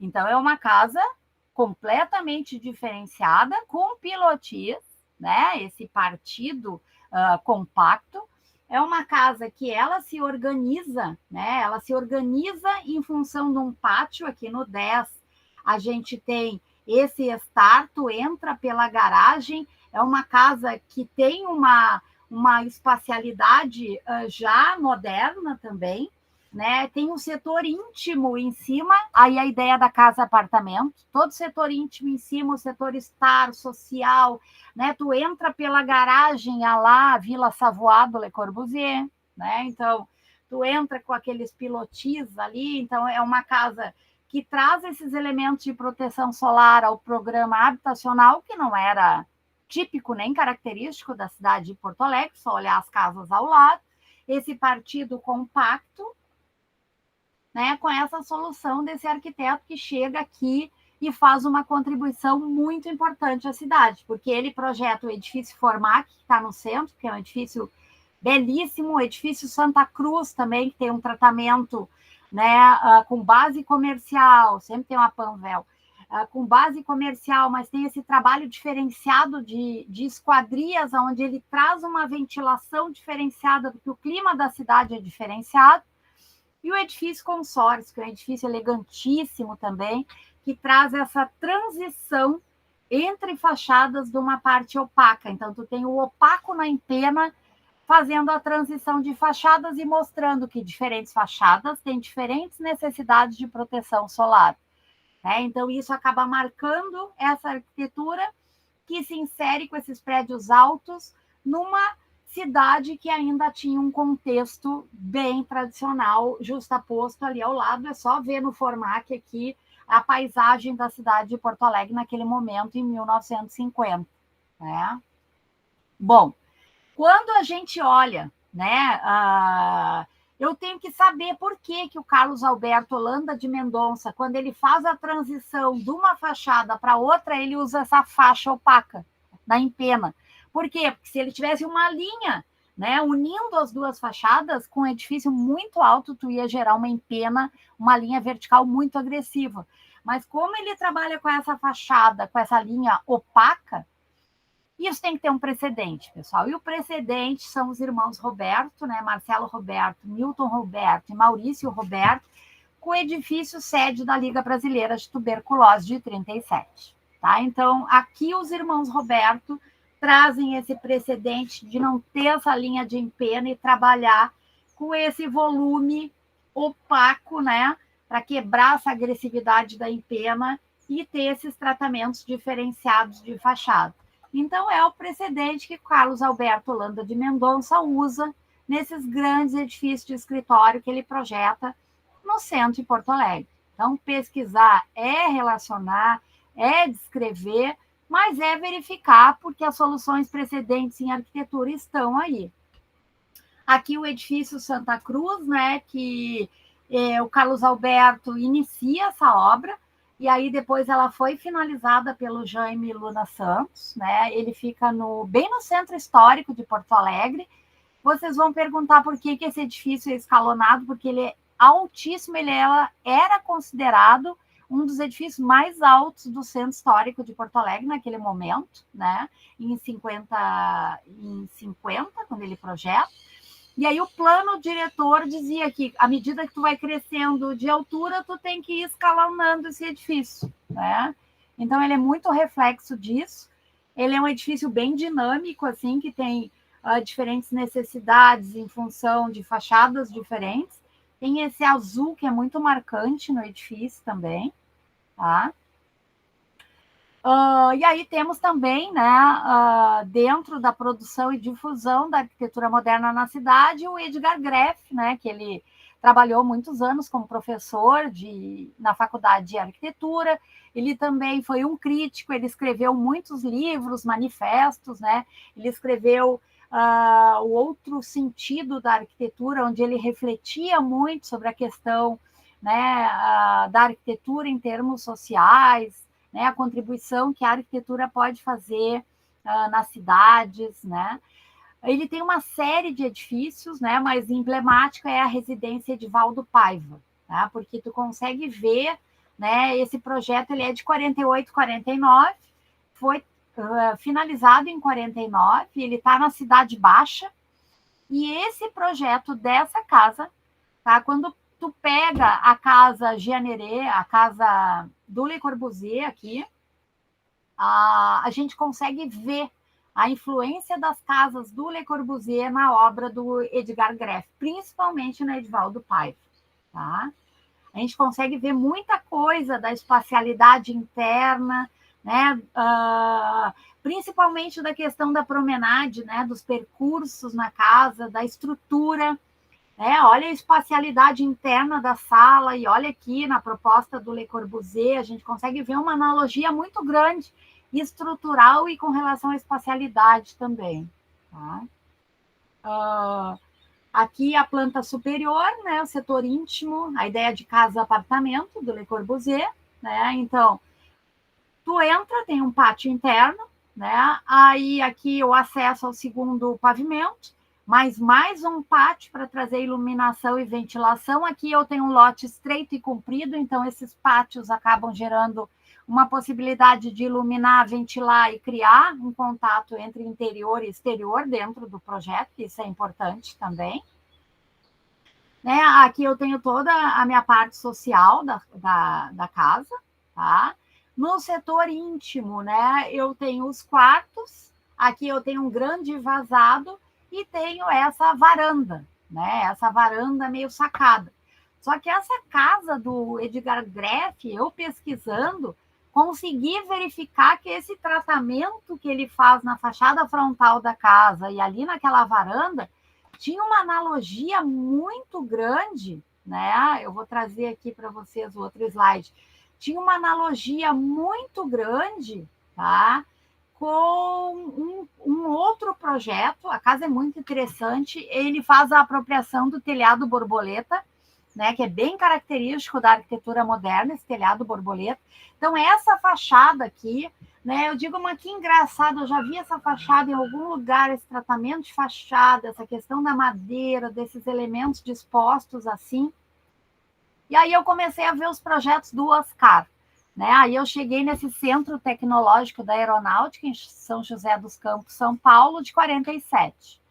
Né? Então, eu comecei a ver isso aqui, aí eu comecei a ver o alojamento ali que ele fez, né? Os blocos de alojamento, aí cheguei nesse tratamento aqui, porque na casa Paiva, a fachada ela é inclinada assim também, tá? Com esse trabalho em madeira, né? Gerando esse filtro da luz natural para ter uma luz não tão direta ali, esse trabalho dinâmico da madeira. Então, consegui também ver na obra do Leonel Miranda, a Casa Leonel Miranda do Oscar, novamente esse trabalho em madeira, com essa fachada meio inclinada, né? Essa questão meio das rampas que o Oscar traz, mas essa questão do percurso e da promenade, que está sempre presente nas obras modernas. Então, consegui ver um pouco disso, né, como precedente dessa solução aqui do Edgar Greff na casa Edivaldo Paiva. E isso é muito interessante, né? A gente vê essas questões de precedentes dentro da análise da obra moderna também. Agora aqui, né, o Nelson Souza, 1950, projeta o aeroporto Salgado Filho, em Porto Alegre. Quando a gente olha o aeroporto Salgado Filho, partido compacto, pilotis, os brises verticais, né? Essa questão do branco se coloca ali de maneira paralela à chegada no estacionamento. Mas aí, quando a gente olha o aeroporto Santos Dumont dos Irmãos Roberto, no Rio de Janeiro, a gente vê que o precedente é inevitável, né? O trabalho tanto o partido quanto, olha aqui os elementos de fachada, gente, né? Os pilotis, né? Então tem uma analogia muito grande entre o aeroporto Santos Dumont e o aeroporto Salgado Filho, já na década de 50, em Porto Alegre. Nelson Souza, ele fez esse aeroporto mais uma outra obra, e aí não é uma figura que contribuiu, assim, sabe? Fez isso e não tem mais uma produção, é uma pena. Tem uma qualidade muito grande nessa obra do aeroporto Salgado Filho, assim, em termos de aplicação, né? O Santos Dumont dos Irmãos Roberto, que eu disse para vocês que não tem um reconhecimento devido, acho que deveria ter, porque eles tem uma contribuição muito plástica, muito significativa dentro da arquitetura moderna. Sugiro a vocês olharem com mais cuidado o edifício Jaguaribe, do Fernando Corona e Luiz Fernando Corona, né? O Fernando Corona, o autodidata. Tu imagina, tu não é arquiteto, tu é escultor, e até 1900, até o surgimento do curso de arquitetura, pessoal, tu não precisava ter registro profissional para atuar como arquiteto na cidade. Foi só quando surge o Instituto de Arquitetos é que tu começa a precisar ter a faculdade e o registro profissional para poder atuar. Então, meio que o curso de arquitetura lá da URGS, em 52, ele surge como a questão da vamos colocar em ordem a profissão de arquitetos, né? Não é qualquer um que pode atuar. Mas o trabalho belíssimo do Fernando Corona e do Luiz Fernando Corona nesse edifício, né? Ele é um escultor, então ele trabalha com essa questão da plasticidade, das cores, da luz e da sombra nessas sacadas, de uma maneira assim, ó, muito elegante, tá? Muito elegante mesmo. Esse edifício ele já foi restaurado várias vezes, né?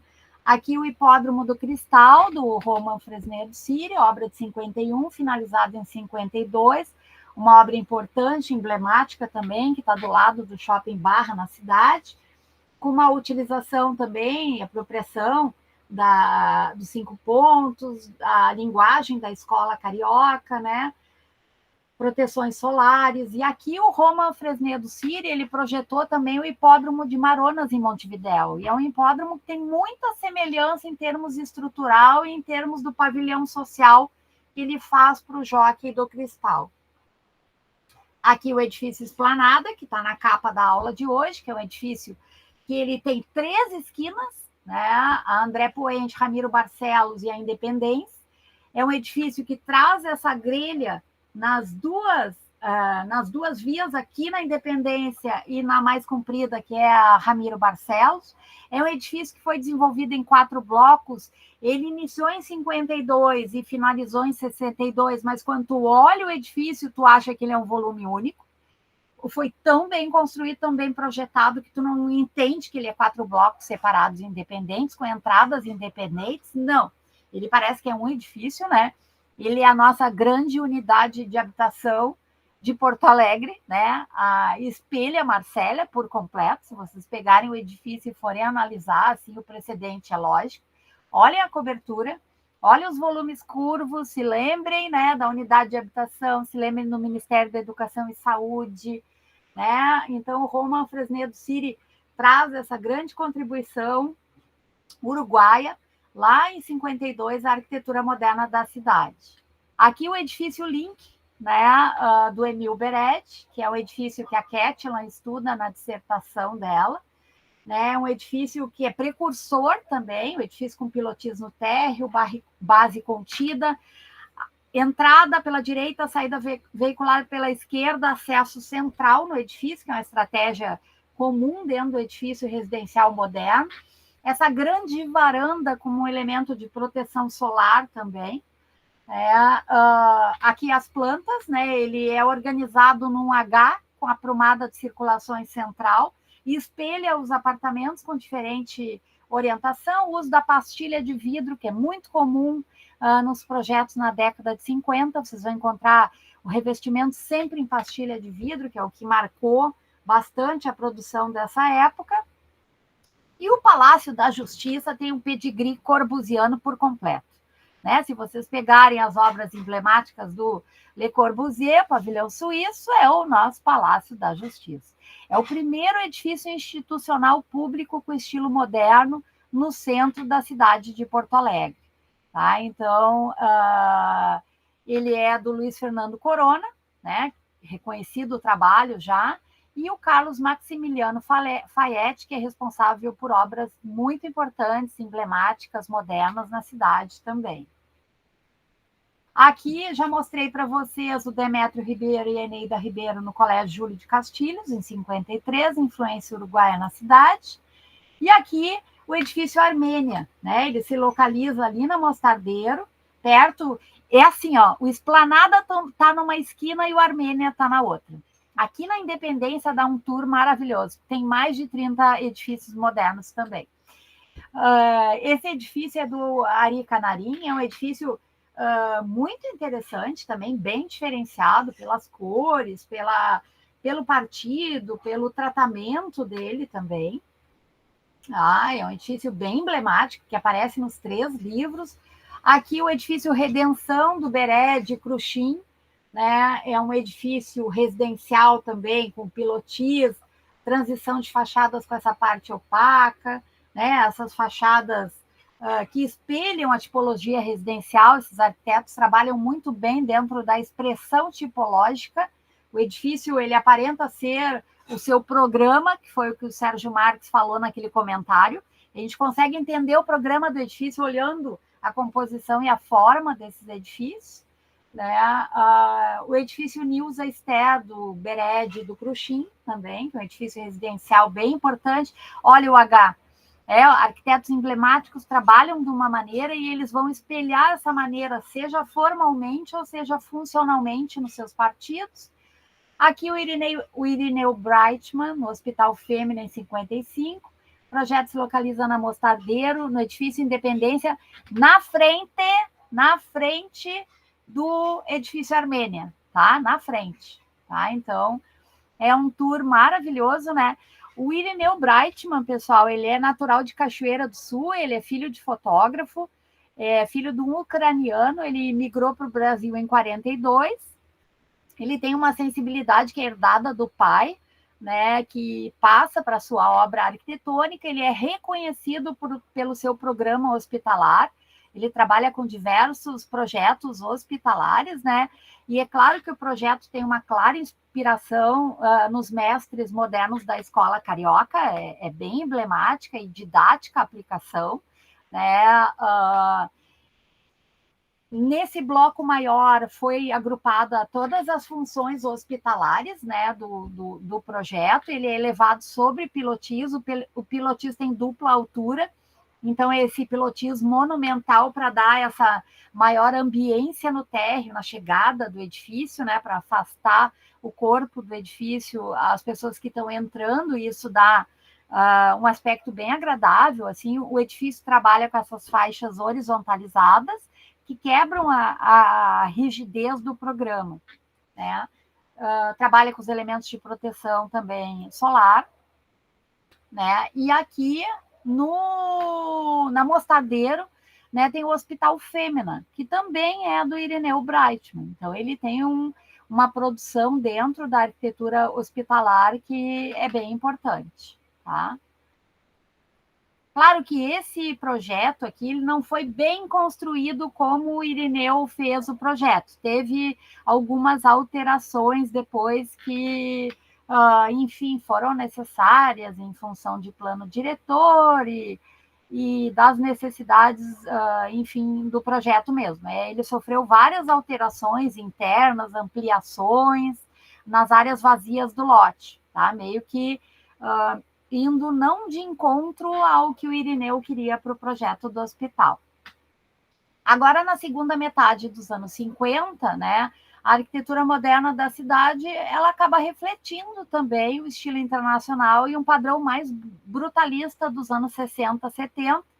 Né? A gente tem a influência do Le Corbusier no concreto armado, mas tem também a influência do Mies van der Rohe, né, na questão da sofisticação do detalhe, da estrutura, né, as questões do desenho de fachada, das linhas verticais, assim, que é muito do trabalho do Mies, vai estar presente também na arquitetura moderna de Porto Alegre. E a gente tem o Mies, né, no final da década de 50, início dos 60 e 70, o Mies como um precedente, além do Le Corbusier na sua fase mais brutalista.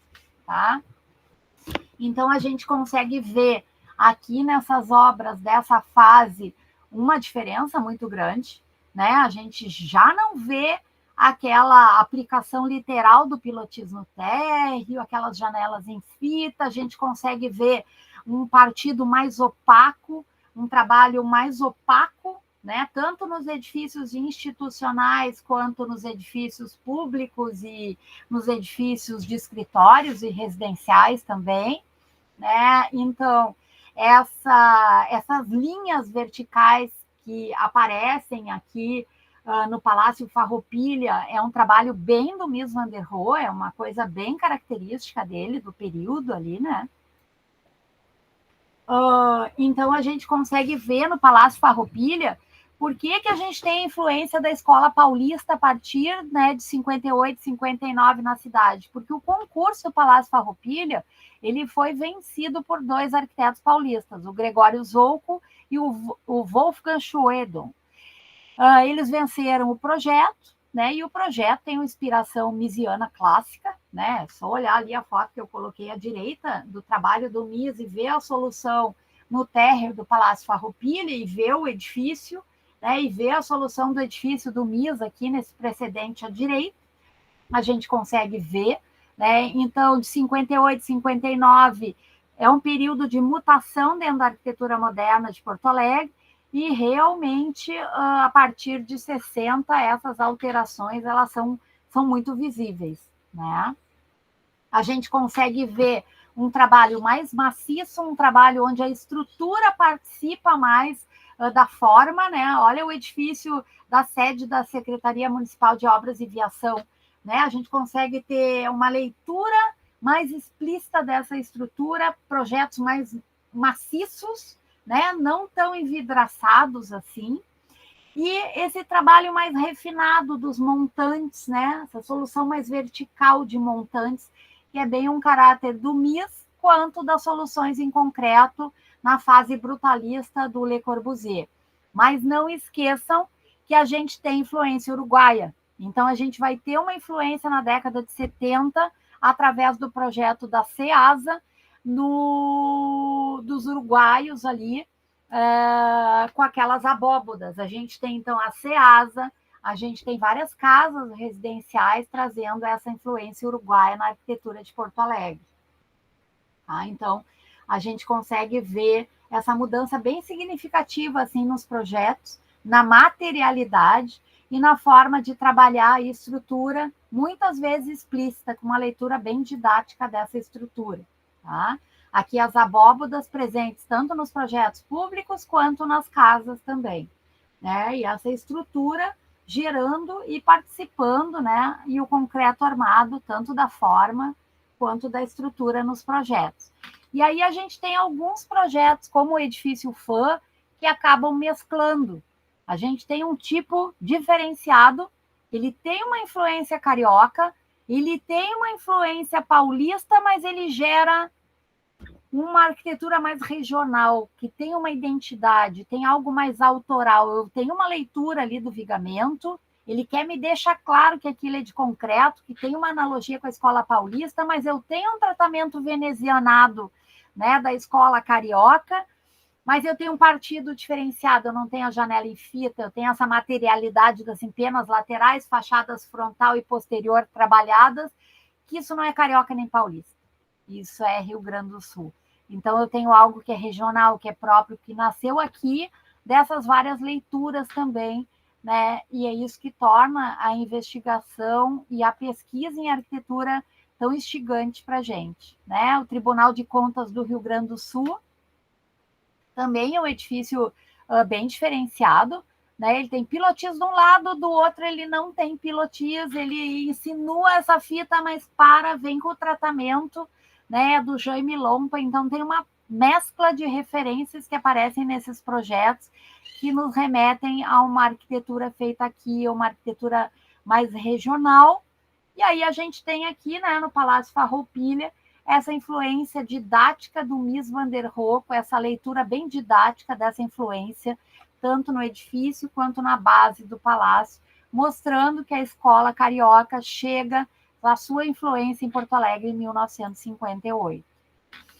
Concreto armado, fase brutalista do Le Corbusier no projeto do Araújo Viana, de 1960, projeto do Fayette, Moacir Mugem Marques, né, o Araújo Viana todo de concreto armado, aí com a influência, né, da escola paulista, da estrutura, que define o partido, e o concreto é estrutura, define a forma, é material de revestimento, ele é tudo, né? Então, a gente tem aí uma questão mais didática da estrutura e essa leitura mais explícita nos projetos.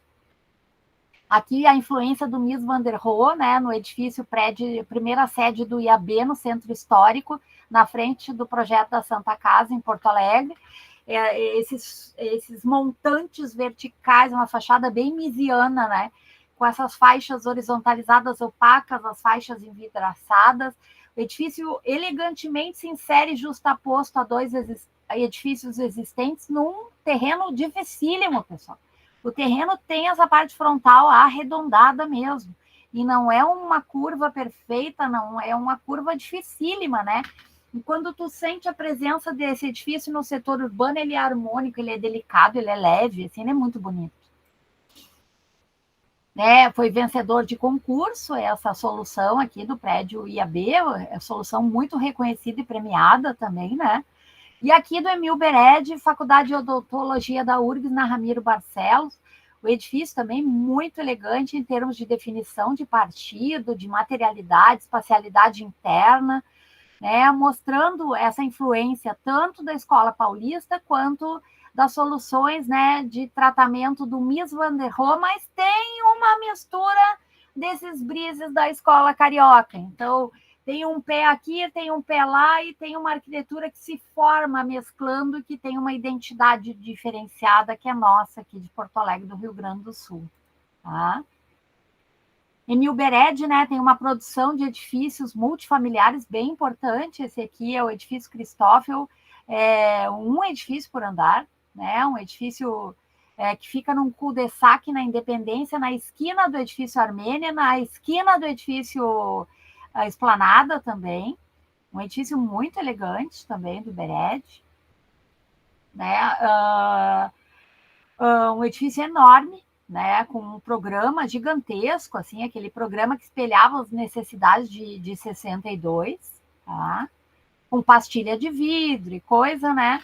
E aqui a refinaria Alberto Pasqualini, né, do Carlos Maximiliano Faetti, Cláudio Araújo, Mugem Marques, Miguel Pereira, um projeto bem emblemático, né, com referência à Escola Paulista Brutalista, os vãos, né, dá uma alusão de um apoio só, redução do número de apoios, grandes vãos, trabalha com os balanços, né, os revestimentos em concreto presente ali na questão industrial também, tá? Edifício Floragê, do David Libeskind, os opacos, né, dominando a transparência, com uma solução mais pesada, pode falar? Prof, esse edifício aqui tem um edifício ali em Santa Maria do Pepe Reis e que é igual, né? Que é bem semelhante. Eu sei, eu conheço, bem parecido. Agora olhando, nossa, é bem parecido mesmo. É bem parecido. Aí depois, quando tu for olhar ele, vê a data. Floragê é de 63, para ver se é um precedente. Eu vou anotar, porque é muito parecido mesmo. Eu vi já dentro das coisas da Luísa lá, eu também me chamou a atenção. E um edifício, pessoal, que é super reconhecido e premiado, que está no centro, na Salgado Filho de Porto Alegre, é a sede da CRT, tá? Que é do Félix Veronese, Luiz Fernando Corona e Emil Bered. Observem que esses arquitetos que são responsáveis por obras individuais, muitas vezes se unem e geram projetos de muita qualidade, porque eles, de forma individual, já têm uma qualidade ímpar, né? Então, quando o Luiz Fernando Corona participou de diversos projetos, o Félix Veronese também, o Emil Bered tem uma qualidade. Então, se juntam e desenvolvem esse projeto que ocupa uma quadra inteira, quase, né? É um projeto bem difícil de ser inserido naquele contexto histórico. É um edifício enorme, mas tu não tem essa percepção da dimensão dele ao circular ali pela Salgado Filho com a Borges. Seria bem importante, assim, uma oportunidade que vocês tiverem de ir ao Centro Histórico de Porto Alegre, porque, nossa, vai ter uma enormidade de projetos para visitar ali. E aqui o FAN, né, que é o híbrido queridinho, que faz essa mesclagem de soluções com uma arquitetura bem autoral. O Centro Administrativo do Estado, né, nos trazendo as possibilidades construtivas do concreto armado e aqui da estrutura mista também, né, com o edifício emblemático de 72. E, enfim, né, na aula de hoje, era isso, né, aqui as referências que eu utilizei para a aula de hoje. E enfim, espero conseguir, né, passar assim, um panorama para vocês dentro da pesquisa que eu estou desenvolvendo lá da arquitetura moderna em Porto Alegre. E é muita coisa, né? É muita informação, é muita relação, é muita. Ai, mas é muito bom. É muito bom conseguir estabelecer essas relações didáticas, né? E ver que essa arquitetura, apesar de ter influências, consegue ser uma arquitetura propositiva também, chegar ao final de um período e propor a sua linguagem, né? E o seu modo de ser moderno em Porto Alegre. Acho que dá até um artigo isso. Ai, que lindo. Vou até anotar para aí, que essa frase é muito boa. Modo de ser moderno em Porto Alegre. Modo de ser moderno em Porto Alegre. E aí, me falem, deu para entender? Tranquilo? Muita coisa? Dúvidas? Eu tinha lido um texto do Lucas Haas. O Lucas Haas. Esse aí também tem muito material, muito bom. Eu acho que não consegui ler todos, mas se eu não tivesse lido nada, acho que teria sido um pouco mais difícil de acompanhar a aula. Uhum. Então, gostei bastante da aula de hoje. Muito legal. Olha, tem os textos lá para vocês, tá? Os textos recomendados são aqueles assim. Eu sempre coloco os mais emblemáticos, tipo, não consegui ler tudo, mas quando tu tiver uma folguinha, tenta ler, porque tu vai conseguir estabelecer relações bem significativas, porque são pesquisadores que estão ali, né, bem focados naquela questão da arquitetura moderna em Porto Alegre. Então, vai ter um olhar diferenciado, assim, sobre essa produção. Então, só chamando a atenção de vocês para duas coisas. Quem não colocou ainda a sua obra e o seu arquiteto na tabela, que está o link lá no Moodle, por favor, faça isso. Tá? E na aula que vem, a gente tem a aula da professora Renata Zampieri sobre a arquitetura moderna em Santa Maria, que ela vai falar sobre a metodologia da tese dela e os edifícios modernos que ela está estudando. Então, muito importante que vocês participem. Eu coloquei um texto bem legal lá na aula próxima, um texto que está no Vitruvius, que é a arquitetura moderna em Santa Maria, tá? Eu coloquei lá no Moodle também, se vocês conseguirem ler antes para acompanhar. Pessoal, procurem fazer perguntas para a Renata, assim, porque é trichato quando a gente traz um pesquisador, né? E fica todo mundo com essas bolas fechadas, a gente não sabe se a pessoa está ali, está fazendo a vida, está jogando palavras cruzadas, ou enfim, né? Façam perguntas, quem vai trabalhar em Santa Maria, já veja os seus estudos de caso, o que pode aproveitar e perguntar para a Renata, porque também é um esforço meu, individual, de trazer um pesquisador para contribuir, e ela, para fazer uma contribuição, espera ter algum retorno de vocês também, através de alguma pergunta, que é legal sempre, né? Que mostra que as pessoas estão ouvindo que tu está falando, isso aí é bacana, tá? Certo? Uma pergunta, Emanuele, tá aí? Não. Pois é. Alguém tem contato? Fale. Eu sou o Senildo. Eu vou até me apresentar. Eu entrei na semana passada como aluno especial. Tá. Então vou te botar aqui na tabela. Tá bom. Prazer, seja bem-vindo. Obrigado. Eu acho que não é Emanuele, eu acho que é o Emanuel. Ele estudou na UBRA também. Emanuel, é verdade. Ele não tá mais? Eu não sei. Eu não falei com ele. Tá. Nildo, então tu já tens ideia de um projeto que tu vai trabalhar na disciplina, assim?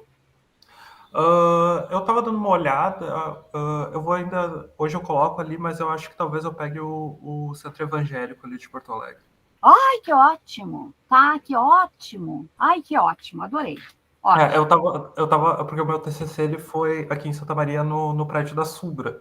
E daí eu pensei em pegar ele e tal, mas ele é de um engenheiro, né? Não tem problema, não tem problema. Aliás, um dos edifícios maravilhosos que a Renata vai apresentar é do engenheiro também. Eu não sei nem se não é do mesmo, né? que é o Bolick. Esse aí. É do engenheiro, é maravilhoso, é um exemplo da arquitetura moderna de Santa Maria, então. E daí eu tava dando uma olhada, posso até pegar ele, não tem problema.